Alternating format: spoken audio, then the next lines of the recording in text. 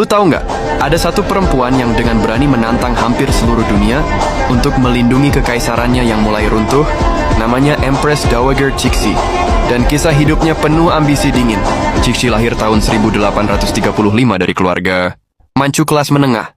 Dia bukan bangsawan penting, bukan calon ratu, cuma gadis biasa yang masuk seleksi selir Istana Qing. Dari ratusan perempuan, dia terpilih menjadi selir Kaisar Xianfeng, bukan karena status, tapi karena kecerdikan dan kemampuannya membaca situasi.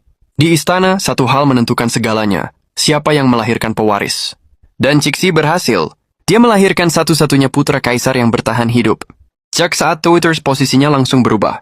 Dia bukan lagi selir kecil, dia ibu dari calon kaisar. Ketika Kaisar Xianfeng wafat pada 1861, putranya masih bocah. Secara resmi, kekuasaan harusnya dipegang oleh Dewan Wali. Tapi Cixi tidak mau jadi boneka. Sejak hari itu, Cixi memerintah dari balik tirai. Secara teknis dia bukan kaisar, tapi semua keputusan besar lewat dia.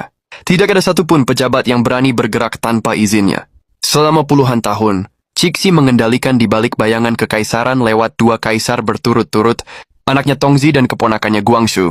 Tongzi wafat muda dalam kondisi mencurigakan, dan Guangxu kemudian dijadikan simbol belaka. Ketika Guangxu mencoba melakukan reformasi besar-besaran untuk menyelamatkan Qing dari kehancuran lewat reformasi 100 hari, Cixi melihatnya sebagai ancaman. Dia bertindak cepat. Guangxu dipenjara di istana.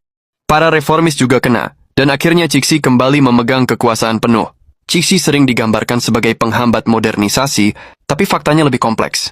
Di satu sisi, dia menolak reformasi yang mengancam kekuasaan tradisional.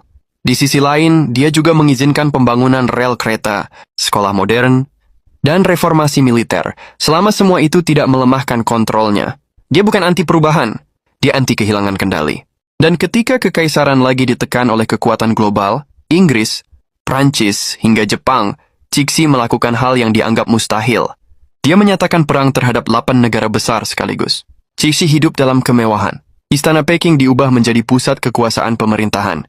Dia dikenal menikmati seni, opera, taman, dan jamuan besar, bahkan ketika negara berada di ujung tanduk, tapi dia juga sangat tajam membaca manusia. Banyak pejabat besar jatuh bukan karena salah kebijakan, tapi karena salah bicara di hadapannya. Pada akhirnya, kekaisaran Qing runtuh dari dalam. Tekanan asing, pemberontakan, dan krisis ekonomi tak terbendung. Cixi wafat tahun 1908, hanya 1 hari setelah Guangxu wafat. Kurang dari 4 tahun kemudian, dinasti Qing benar-benar tumbang. Cixi tidak pernah ingin dunia berubah. Dia hanya ingin dunia tetap berada dalam genggamannya. Dia adalah perempuan yang menahan runtuhnya sebuah zaman sendirian.